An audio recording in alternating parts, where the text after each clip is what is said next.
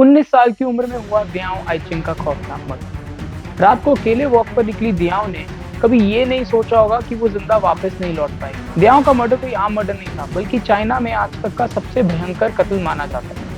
इस 19 साल की लड़की के शरीर के लगभग 2000 हिस्से किए गए और ये केस पिछले 27 सालों से अनसॉल्व्ड है। आइए चलते हैं अनसॉल्व्ड मिस्ट्रीज के पहले केस की तरफ। मैं हूं ईशान जिंदल, आप सबका स्वागत है मेरे चैनल। अगर आप हर हफ्ते कुछ नया और इंटरेस्टिंग सीखना चाहते हैं तो अभी इस चैनल को सब्सक्राइब कीजिए। चलिए चलते हैं हमारे टॉपिक पे। दियाओ आइचिंग मार्च 1976 में चाइना के ताइजो शहर के शेंगाओ जियानयांग डिस्ट्रिक्ट में पैदा हुई थी। दियाओ अपने माँ बाप और एक बड़ी बहन के साथ रहती थी। वो एक गरीब घर से थी, जिसकी वजह से उसकी बड़ी बहन को अपनी पढ़ाई छोड़ के जॉब ढूंढनी पड़ी। पढ़ाई में काफी अच्छे होने के कारण दियाओ तेजी से आगे बढ़ रही थी। कुछ ही टाइम के बाद चाइना की सबसे पुरानी और मशहूर यूनिवर्सिटी में उसे एडमिशन मिल गया। दियाओ को नानजिंग यूनिवर्सिटी में एडमिशन मिल जाएगा, ये किसी ने सोचा भी नहीं। उसकी फैमिली ने उसे तुरंत नानजिंग भेजा ताकि उसे पढ़ लिख कर एक अच्छी जॉब मिल सके। दियाओ अक्टूबर 1995 में नानजिंग आ गई। उसके नानजिंग पहुंचते ही उसकी फैमिली ने कॉन्टैक्ट काफी हद तक कम कर दिया था। ये इसीलिए ताकि वो अपनी पढ़ाई कर सके और डिस्टर्ब ना हो। इनफैक्ट उन्होंने इस बात को इतना सीरियसली ले लिया था कि जब दियाओ के दादा की डेथ हुई तो उन्होंने तब उसे फोन करके भी नहीं बताया। दियाओ एक सिंपल सी लड़की थी। उसे नानजिंग में आए सिर्फ 3 महीने ही हुए थे। ना उसका कोई खास दोस्त बना था और ना ही वो किसी से बात करती थी। तो फिर दियाओ का मर्डर आखिर क्यों? 10 जुलाई 1996 की शाम में दियाओ और उसकी रूममेट को एक इलेक्ट्रिकल अप्लायंस इस्तेमाल करने पर सजा मिल रही। यूनिवर्सिटी ने किसी भी इलेक्ट्रिकल अप्लायंस का यूज मना कर रखा था। कहा यह जाता है कि गलती दियाओ के रूममेट की थी, पर डांट दोनों को पड़ी। इस बात पर यूनिवर्सिटी की मैनेजमेंट से उसकी लड़ाई हुई और वो अपना डॉर्म छोड़कर चली गई। दियाओ को आखिरी बार जिंदा उसकी रूममेट ने देखा था जब वो रूम छोड़कर बाहर गई थी। रूममेट के मुताबिक वो एक रेड कोट पहन के निकली थी। जब दियाओ वापस काफी टाइम तक नहीं आई तो यूनिवर्सिटी ने पुलिस को अलर्ट कर दिया। अथॉरिटीज ने 9 दिन तक दियाओ की फैमिली को कुछ नहीं बताया। 19 जनवरी 1996 को यूनिवर्सिटी ने आखिरकार उसकी फैमिली को बता दिया जब दियाओ के कटे हुए शरीर के हिस्से मिले। पर दियाओ की लाश मिली कैसे? 19 जनवरी को यूनिवर्सिटी के सैनिटरी वर्कर को एक बैग मिला जिसमें कुछ मांस था। पोक मीट समझकर वो वर्कर उसे अपने घर ले गया ताकि वो उसका खाना बना सके। जैसे ही उसने मांस के बैग को निकाला तो उसमें से 3 इंसानी उंगलियां नजर आई। परेशान होकर वो वर्कर ये बैग तुरंत पुलिस के पास ले गया, जिन्होंने वो उंगलियां देख के ये बात कंफर्म करी कि ये वाकई एक इंसान की उंगलियां हैं। जब पुलिस ने यूनिवर्सिटी में बाकी हिस्सों को ढूंढना शुरू किया तो ऐसे कई और प्लास्टिक बैग्स 8 अलग अलग लोकेशन से मिले। इनमें स्टेडियम, एंट्रेंस का गेट, रोड और हॉस्पिटल जैसे कई और जगह शामिल थी। पुलिस की जानकारी के बाद उन्हें यह कंफर्म हुआ कि ये शरीर के हिस्से दियाओ के ही थे। उन्होंने तुरंत उसकी फैमिली को बताया। जनवरी 20 से 30 के दरमियान पुलिस को दियाओ के सर और उसके कपड़े भी मिले। दियाओ के शरीर के 2000 से भी ज्यादा हिस्से मिले थे। रिपोर्ट्स के मुताबिक इन हिस्सों को कई दिन तक उबाला गया था। लेकिन फोरेंसिक टीम के लिए सबसे हैरान कर देने वाली बात तो ये थी कि दियाओ के वाइटल ऑर्गन्स यानी हार्ट, लिवर और स्प्लीन जैसे ऑर्गन्स कहीं नहीं मिले। उसके सर के मिलने के बाद ही दियाओ के घर वाले उसके चेहरे की पहचान कर पाए। शरीर के बाकी हिस्सों की तरह उसका सर भी कई दिन तक उबाला गया था। पुलिस के मुताबिक दियाओ का शरीर इतनी प्रिसीजन के साथ काटा गया था जैसे किसी एक्सपीरियंस सर्जन का काम हो। पुलिस ने अब अपनी नजर स्टूडेंट्स और टीचर्स की तरफ डाली। एक बहुत बड़ी इन्वेस्टिगेशन लॉन्च की गई, लेकिन किसी के खिलाफ कोई एविडेंस नहीं मिल सका। इस केस को अक्सर एक मशहूर केस से भी मिलाया जाता है। इस केस को कहा गया था द ब्लैक डालिया। क्या है ये ब्लैक डालिया? जनवरी 15, 1947 कैलिफोर्निया के शहर लॉस एंजलिस में एलिजाबेथ शॉर्ट की लाश मिली थी। दियाओ के मर्डर के ठीक 49 ईयर्स पहले एलिजाबेथ का ये केस काफी खौफनाक माना जाता था। जब पुलिस को उसकी डेड बॉडी मिली तो बीच से 2 हिस्सों में कटी हुई थी। बॉस्टन में रहने वाली एलिजाबेथ शॉर्ट कैलिफोर्निया के एक्ट्रेस बनने आई। उसकी डेथ के बाद कई न्यूज़पेपर्स ने एलिजाबेथ के केस को ब्लैक डालिया का निकनेम दे दिया। वो इसलिए क्योंकि उस दौर में किसी भी भयंकर मर्डर को मीडिया की तरफ से एक निकनेम मिल जाता था। इसका कारण हॉलीवुड की फिल्मों को माना गया है। एलिजाबेथ के मर्डर के 1 साल पहले फिल्म द ब्लू डालिया रिलीज हुई थी, जो कि एक क्राइम फिल्म थी।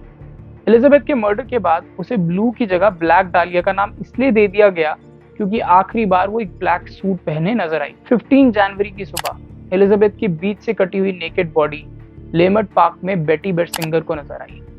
बेटी को उसकी बॉडी सुबह 10 बजे मिली जब वो 3 साल की बेटी को वॉक पर लेकर गई। शुरू में बेटी को ऐसा लगा जैसे उसने जमीन पर कोई पुतली पड़ी देखी हो। थोड़ा करीब आने पर जब उसे पता चला कि ये एक लाश है तो उसने फौरन पुलिस को अलर्ट किया।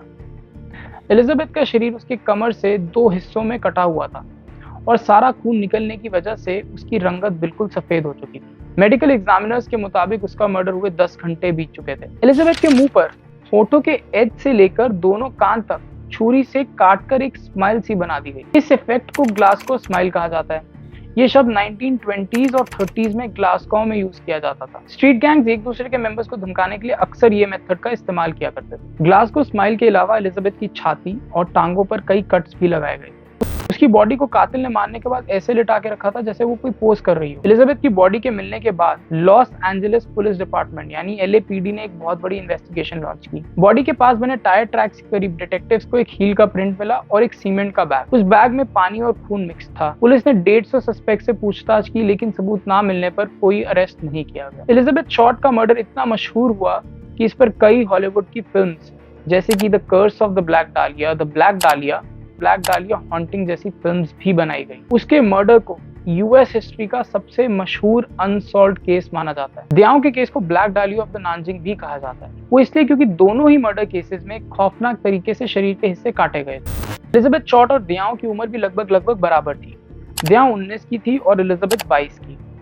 दियाओं आइचिंग के मर्डर के बाद पुलिस 3 महीने तक इन्वेस्टिगेशन करती रही ताकि किसी के खिलाफ कोई एविडेंस मिल सके। सबूत ना मिलने पर पुलिस को इन्वेस्टिगेशन बंद करनी। देखते ही देखते न्यूज़पेपर से भी दियाओं के कत्ल की खबर खत्म हो गई। ऐसा लग रहा था दियाओं नाम की लड़की का कभी कोई मर्डर हुआ ही ना हो। फिर कई साल बाद जून 2008 में इंटरनेट पर दियाओं के मर्डर को लेकर कॉन्स्पिरेसी थ्योरी सामने आई। पहली थ्योरी का नाम है ब्लैक मास्क थ्योरी। इंटरनेट पर एक शख्स था जो कि ब्लैक मास्क के नाम से जाना जाता था। उसकी थ्योरी के हिसाब से दियाओं अपने मर्डर की रात हैवी मेटल म्यूजिक खरीदने निकली। ब्लैक मास्क के मुताबिक दियाओं इंट्रोवर्ट थी, तो इसका मतलब ये नहीं है वो हैवी मेटल म्यूजिक नहीं सुनती होगी। स्टोर ओनर से दोस्ती करने के बाद उन दोनों को प्यार हो गया होगा। हैवी मेटल म्यूजिक उस दौर में सैटानिक विजुअल से भरा होता था और यूथ को 90s में ऐसा म्यूजिक सुनने से मना किया जाता था। ब्लैक मास्क का कहना था कि दियाओं और उसका लवर दोनों ही सैटानिक रिचुअल के पार्ट बन गए थे, जिसकी वजह से उसके शरीर के इतने हिस्से एक खास प्रिसीजन के साथ 8 अलग लोकेशंस पर रखे गए। जब पुलिस ने ब्लैक मास्क को ट्रैक किया तो पता चला वो 26 साल का एक लोकल लॉ स्टूडेंट था जो दियाओं के मर्डर के समय काफी छोटा था। एक और सस्पेक्ट डेड एंड पर आकर रुक गया। अब आते हैं हमारी दूसरी कॉन्स्पिरेसी थ्योरी, जिसको कहा गया है ब्लैक मार्केट थ्योरी। 2011 में नानजिंग यूनिवर्सिटी में एक बहुत इंपॉर्टेंट इवेंट हुआ। यूनिवर्सिटी के मेडिकल कैंपस में चाइना का पहला इंटेस्टाइन का ट्रांसप्लांट किया गया। इंटेस्टाइन के डोनर के बारे में यूनिवर्सिटी कोई इन्फॉर्मेशन नहीं शेयर कर रही थी। लोगों को लगा कि ये दियाओं आइचिंग के ऑर्गन्स भी हो सकते हैं, क्योंकि आज तक उसके कई ऑर्गन्स गायब थे। यूनिवर्सिटी की खामोशी पर लोग और भी कन्विंस होते चले गए कि ये कहीं उनकी तरफ से कोई कवर अप तो नहीं। इंटरनेट पर कई लोग इन कॉन्स्पिरेसी थ्योरीज पर डिस्कस करते गए, क्योंकि पुलिस के पास ना ही कोई लीड था, ना ही कोई सबूत। और कई लोग तो ऐसा बोल रहे थे कि कहीं पुलिस ने ये इन्वेस्टिगेशन बंद इसलिए तो नहीं करवा दी कि यूनिवर्सिटी की बुरी पब्लिसिटी ना हो। इन क्लेम्स को बैक करने के लिए किसी के पास कोई सबूत नहीं था, लेकिन उसके बावजूद ऐसी कॉन्स्पिरेसी थ्योरीज इंटरनेट पर आती चली। अब आते हैं तीसरी कॉन्स्पिरेसी थ्योरी की तरफ। इसको नाम दिया गया है द किलर मा थ्योरी का। दियाओं के कत्ल के 4 साल पहले नानजिंग मेडिकल यूनिवर्सिटी में एक मर्डर हुआ था। लिन एक रात यूनिवर्सिटी में अकेले पढ़ रही थी। मर्डरर ने उसे अकेले देखकर उसका रेप करने की कोशिश की। जब लिन अपने आप को डिफेंड करने लगी तो कातिल ने उसके सर पर एक आयरन बार मार के उसे जान से मार दिया। जब वो मर गई तो कातिल उसकी डेड बॉडी को एक सीवेज में फेंक कर भाग गया। कोई सबूत ना मिलने पर केस डिसमिस कर दिया गया। लेकिन 23 फरवरी 2020 में डीएनए टेस्टिंग के थ्रू पुलिस को एक सस्पेक्ट मिला। जब डीएनए मैच कंफर्म हुआ तो सस्पेक्ट माजी गैंग को अरेस्ट कर लिया गया। कॉन्स्पिरेसी थ्योरीज के हिसाब से वही मर्डर हो सकता है जिसने दियाओं का भी कत्ल किया था, लेकिन ये बात साबित नहीं हो सकी। चलिए चलते हैं एक और कॉन्स्पिरेसी थ्योरी की तरफ। इसका नाम था द किलर गांव थ्योरी। इस थ्योरी के मुताबिक दियाओं का मर्डर गांव चेनियोंग के हाथों हो सकता है। गांव ने 1988 से लेकर 2002 तक 11 औरतों का मर्डर और रेप किया था। गांव की सबसे बड़ी विक्टिम 26 साल की थी और सबसे छोटी 8। अपने विक्टिम्स का रेप और मर्डर करने के बाद गांव उनके ऑर्गन्स को काटकर निकाल देता था। हैरान कर देने वाली बात तो ये है, गांव के सभी विक्टिम्स ने लाल रंग के कपड़े पहने होते थे। गांव अपने विक्टिम्स को पता लगाकर उन्हें स्टॉक करता था। कॉन्स्पिरेसी थ्योरीज का मानना है कि दियाओं का मर्डर भी गांव ने ही किया होगा। फर्क सिर्फ इतना है कि गांव ने अपने सारे मर्डर्स बायीन, गांसू और इनर मंगोलिया में किए थे, जो कि सब नानजिंग से काफी दूर है। गांव को भी 2016 में डीएनए टेस्टिंग के थ्रू पकड़ा गया, लेकिन इस बात की कोई इन्फॉर्मेशन नहीं है कि उसका डीएनए दियाओं के केस के लिए चेक किया गया या नहीं। चौथी और आखिरी कॉन्स्पिरेसी थ्योरी का नाम है द लिंगची थ्योरी। लिंगची का मतलब है डेथ बाय 1000 कट्स। इसे चाइना में पुराने दौर में एक टॉर्चर टेक्निक की तरह यूज किया जाता था। इस टेक्निक में शरीर के बहुत सर्जिकली प्रिसाइज तरीके से हिस्से किए जाते थे। पहले कट्स हाथों, टांगों और छाती पर लगाए जाते थे और फिर धीरे धीरे बाकी ऑर्गन काट कर भी निकाल दिए जाते थे। इस सब के बाद बॉडी के और हिस्से किए जाते थे और फिर उन हिस्सों को जलाकर अलग अलग जगहों पर रख दिया जाता था। ये टॉर्चर टेक्निक चाइना में 1905 में बंद कर दी गई। पर अगर देखा जाए तो दयाओं का मर्डर इस थ्योरी से काफी मिलता जुलता है। लेकिन दोबारा वही सवाल सामने आता है, कोई दयाओं जैसी खामोश और इंट्रोवर्ट लड़की को इतने खौफनाक तरीके से टॉर्चर और मर्डर क्यों करेगा? नानजिंग यूनिवर्सिटी ने दयाओं के कत्ल के बाद उसकी ट्यूशन फीस उसकी फैमिली को वापस रिफंड कर दी। 2021 में केस पर कोई काम ना होने की वजह से दयाओं की फैमिली ने नानजिंग यूनिवर्सिटी के खिलाफ $246,000 यानी कि 2 करोड़ का लॉ सूट फाइल कर दिया। ये लॉ सूट इस बेसिस पर फाइल हुआ क्योंकि दयाओं की फैमिली का कहना था कि यूनिवर्सिटी ने दयाओं के गायब होने की खबर कई दिन बाद जाकर उन्हें दी। अगर वो पहले बता देते तो शायद दयाओं को सही वक्त पर ढूंढा जा सकता और वो आज जिंदा हो। इसके अलावा इस केस पर 27 सालों में कोई लीड ना मिलने पर दयाओं के घर वाले पुलिस और यूनिवर्सिटी से बहुत नाखुश थे। क्या दयाओं को और उसके घर वालों को कभी कोई इंसाफ मिलेगा? डीएनए टेस्टिंग के आने के बावजूद दयाओं के मर्डर केस वहीं क्यों रुका हुआ है जहां 1996 में था? The United states national library of medicine के अनुसार डीएनए सिर्फ 1000 डिग्रीज के हीट के एक्सपोजर के बाद ही अनट्रेसेबल होता है। इसका मतलब ये है कि दयाओं के शरीर के हिस्से उबाले जाने के बाद भी डीएनए टेस्टिंग पॉसिबल थी। तो क्या दयाओं के केस में किसी सस्पेक्ट का डीएनए टेस्ट किया गया? और अगर नहीं हुआ तो क्यों? डीएनए टेस्ट किया गया या नहीं, इस बात की इंफॉर्मेशन पब्लिक के लिए अवेलेबल नहीं थी। इंटरनेट के हिसाब से यूनिवर्सिटी अपनी रेपुटेशन बचाने के लिए इस केस को सॉल्व होने से रोक रही है। लेकिन सच्चाई आखिर है क्या? ये शायद हम में से किसी को ना पता चल सके। मिलते हैं अगली वीडियो में एक नए और इंटरेस्टिंग टॉपिक के साथ। This is Ishaan Jindal signing off. जय हिंद।